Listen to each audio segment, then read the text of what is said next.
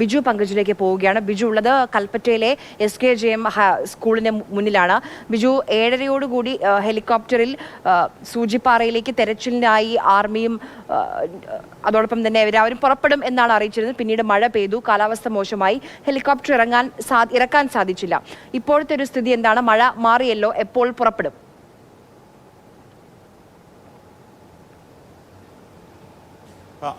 കോഴിക്കോട് നിന്നാണ് ഈ എയർഫോഴ്സിൻ്റെ ഹെലികോപ്റ്റർ വരുന്നത്. രാവിലെ 8 മണിക്ക് തന്നെ എല്ലാ സജ്ജീകരണങ്ങളും ഒരുക്കിയിരുന്നു. പക്ഷേ കാലാവസ്ഥ മാറി മഴയായി. ദൗത്യ സംഘങ്ങളെല്ലാം തന്നെ ഹെലിപ്പാഡിലേക്ക് ഇറങ്ങിയതാണ്. പക്ഷേ ഹെലികോപ്റ്റർ വരികയും ചെയ്തു. മഴ കാരണം തിരിച്ചു പോകേണ്ടി വന്നു. ഇപ്പോൾ നമുക്ക് മനസ്സിലാക്കാൻ കഴിയുന്ന ഈ ദൗത്യം 2 മണിക്കൂറായി വൈകിയിരിക്കുകയാണ്. കാരണം അവിടെ, അതായത് ഈ സൂചിപ്പാറ മുതലുള്ള പ്രദേശത്ത് അവിടെ മോശം കാലാവസ്ഥയാണ്. അതുകൊണ്ട് ഈ ദൗത്യ സംഘങ്ങളെ റോപ്പ് വഴി ഹെലികോപ്റ്ററിൽ നിന്ന് താഴേക്ക് ഇറക്കേണ്ടതാണ്. അപ്പോൾ അവർക്ക് അവിടെ തെരച്ചിൽ നടത്താനുള്ള ഒരു സാഹചര്യം നിലവിലില്ല എന്നാണ് നമുക്കറിയാൻ കഴിയുന്നത്. അതുകൊണ്ടാണ് ഇത് വൈകുന്നത്. ഇവിടുത്തെ കാലാവസ്ഥയും അവിടെ തെരച്ചിൽ നടത്തേണ്ട കാലാവസ്ഥയും ശരിയായാൽ മാത്രമേ ഈ ഓപ്പറേഷൻ നടക്കൂ. അതുകൊണ്ടാണ് ഇപ്പോൾ ഇത് വൈകിയിരിക്കുന്നത്. എന്തായാലും കാലാവസ്ഥ ഇവിടെ മാറി മറിയുകയാണ്. അപ്പോൾ കാലാവസ്ഥ മാറിക്കഴിഞ്ഞാൽ ഈ ദൗത്യ സംഘങ്ങൾ ഹെലികോപ്റ്ററിൽ അങ്ങോട്ടേക്ക് യാത്ര തിരിക്കും. പ്രത്യേകിച്ച് ആർമിയുടെയും അതുപോലെ തന്നെ സംസ്ഥാന വനവകുപ്പിൻ്റെയും അതുപോലെ സ്പെഷ്യൽ ഓപ്പറേഷൻ ഗ്രൂപ്പിൻ്റെയും പ്രതിനിധികളാണ് ഈ ദൗത്യ സംഘത്തിലുള്ളത്.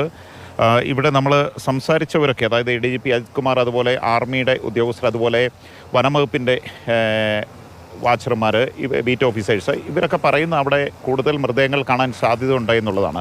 അവിടെ മനുഷ്യന് നേരിട്ട് പോയി അവിടെ പരിശോധന നടത്തി മൃതദേഹങ്ങളുടെ അവശിഷ്ടങ്ങളോ ഇങ്ങോട്ടേക്ക് കൊണ്ടുവരാൻ കഴിയില്ല. അതുകൊണ്ട് തന്നെയാണ് ഹെലികോപ്റ്ററിൻ്റെ സഹായം തേടുന്നത്.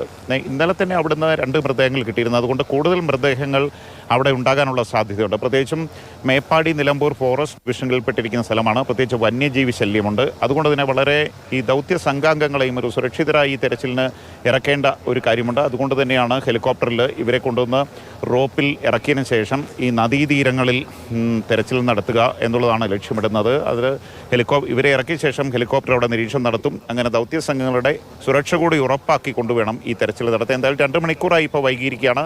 കാലാവസ്ഥ ശരിയാവുന്ന അനുസരിച്ച് മാത്രമേ ഹെലികോപ്റ്റർ കോഴിക്കോട് നിന്ന് ഇങ്ങോട്ടേക്ക് പുറപ്പെടുകയുള്ളൂ. പ്രത്യേകിച്ച് ഇവിടുത്തെ ലാൻഡ് ചെയ്യുന്ന കാലാവസ്ഥയും അതുപോലെ അവിടെ ഈ ദൗത്യ സംഘങ്ങളെ ഇറക്കുന്ന കാലാവസ്ഥയും ശരിയായാൽ മാത്രമായിരിക്കും ദൗത്യം തുടങ്ങുക. എന്തായാലും ഇവിടെ ഹെലികോപ്റ്ററിൽ ലാൻഡ് ചെയ്യാനുള്ള കാലാവസ്ഥ ഓക്കെയാണ്. പക്ഷേ അവിടെ അല്പം മോശമാണെന്നാണ് നമുക്കറിയാൻ കഴിയുന്നത്. എന്തായാലും അല്പം കൂടി വൈകിയാലും ഈ ദൗത്യം ഇന്ന് തന്നെ നടത്താൻ തന്നെയാണ് ഇതുമായി ബന്ധപ്പെട്ട് ഏറ്റവും ഇപ്പോൾ 8 ദിവസമായി ഈ തെരച്ചിൽ നടന്ന മേഖലകളിൽ അല്ലെങ്കിൽ നടക്കാൻ പോകുന്ന മേഖലകളിൽ ഏറ്റവും പ്രയാസമേറിയ ഒരു സ്പോട്ടായിരിക്കും ഇത്, ഒരു ലൊക്കേഷൻ ആയിരിക്കും ഇത്. പക്ഷേ കൂടുതൽ മൃതദേഹങ്ങൾ ഒരു പക്ഷേ അവിടെ നിന്ന് കണ്ടെത്തുമെന്ന് വിലയിരുത്തലുമുണ്ട്. ഇപ്പം മൃതദേഹം കണ്ടെത്തിയാൽ എങ്ങനെ തിരിച്ച് ചൂരൽമലയിലേക്കോ അല്ലെങ്കിൽ മറ്റേതെങ്കിലും ഭാഗങ്ങളിലേക്ക് എത്തിക്കും? അത് ഏത് രീതിയിലാണ് ആലോചിക്കുന്നത്?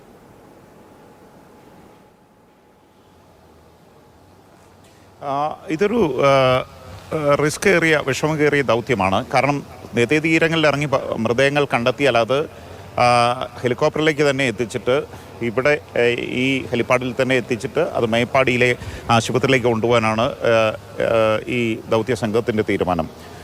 അവിടെ ഈ മൃതദേഹത്തിൻ്റെ മൃതദേഹങ്ങൾ കണ്ടെത്തിയാലും അത് ഹെലികോപ്റ്ററിലേക്ക് കയറ്റി അവിടെ നിന്ന് തന്നെ ഇവിടെ എത്തിച്ചിട്ട് മേപ്പാടി ആശുപത്രിയിലേക്ക് കൊണ്ടുപോകും. പിന്നീട് അതിൻ്റെ DNA പരിശോധന നടത്തുകയും അതിന് ഒരു മാർക്കിടുകയും പിന്നീട് അത് സംസ്കരിക്കുകയാണ് ചെയ്യുന്നത്. അപ്പോൾ DNA പരിശോധന ആ മാർക്ക് നമ്പർ അനുസരിച്ചിട്ട് ആ പരിശോധനാ ഫലം വരുമ്പോൾ ഇന്നയാളാണെങ്കിൽ മിസ്സിംഗ് ലിസ്റ്റുണ്ട്. ആ ലിസ്റ്റിൽപ്പെട്ടവരുമായുള്ള ആ പരിശോധന നടത്തിയ ശേഷം അവരെ തിരിച്ചറിയാൻ കഴിയുമോ എന്നാണ് നോക്കുന്നത്. എന്തായാലും ഈ പ്രദേശത്ത് ഇന്നലെ 2 ബോഡി കിട്ടിയിരുന്നു. പിന്നീട് അവിടെ പോയ പ്രദേശങ്ങളിലുള്ളവരൊക്കെ പറയുന്നത് അവിടെ മൃതദേഹങ്ങൾ ഉണ്ടാകാനുള്ള സാധ്യതയുണ്ട്. നേരത്തെ ഈ മേഖലയിലേക്ക് ഇറങ്ങി പരിശോധന നടത്താനായിട്ട് കഴിഞ്ഞിരുന്നില്ല. അതുകൊണ്ട് തന്നെ അവിടെ മൃതദേഹങ്ങൾ കാണാനുള്ള സാധ്യതയുണ്ടെന്നാണ് ഇപ്പം ഉന്നത പോലീസ് ഉദ്യോഗസ്ഥരുടെ ഒരു വിലയിരുത്തൽ.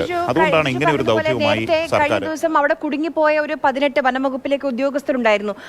അവരോട് സംസാരിച്ചപ്പോൾ അവർ പറഞ്ഞത് മൃതദേഹം കാണാൻ പറ്റി, കണ്ടെത്തി, പക്ഷേ അതിന് മുകളിൽ ചെളിയും മണ്ണും ഈ മരക്കഷ്ണങ്ങളും ഒക്കെ വന്ന് കിടക്കുകയാണ്. അപ്പോൾ അത് മാറ്റി മൃതദേഹം പുറത്തേക്ക് എത്തിക്കുക കുറച്ച് ദുഷ്കരമായൊരു കാര്യമാണ്. അങ്ങനെ അവർ അവിടെ കുടുങ്ങിപ്പോകുന്ന ഒരു സാഹചര്യം വരെ ഉണ്ടായിരുന്നു. അപ്പം അവിടെ ഇപ്പം നേരത്തെ പറഞ്ഞു നമുക്ക് അവിടെ ലാൻഡ് ചെയ്യാൻ പോലും പ്രയാസം. ലാൻഡ് ചെയ്ത് കഴിഞ്ഞ് ബോഡി കിട്ടിയാൽ അത് കഴിഞ്ഞിട്ടുള്ള പ്രയാസങ്ങൾ, അങ്ങനെ നിരവധി ഘട്ടങ്ങൾ കടന്നു വേണം നമുക്ക് ഈ ഒരു റിക്കവറി.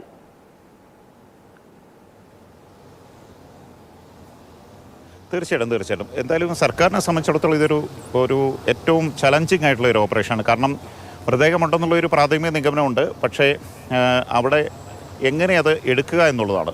അതിനിപ്പോൾ ഏറ്റവും മറ്റു മാർഗ്ഗങ്ങളില്ല. ആർമിയുടെ സഹായത്തോടുകൂടി ഹെലികോപ്റ്റർ സഹായത്തോടുകൂടി റോപ്പ് വഴി അവിടെ ഇറക്കുക. അതിനുശേഷം മൃതദേഹം അവിടെ നിന്ന് ഹെലികോപ്റ്റർ മാർഗം തന്നെ ഇവിടെ എത്തിക്കാനുള്ള ഒരു ഓപ്പറേഷനാണ് ഇപ്പോൾ നടക്കുന്നത്.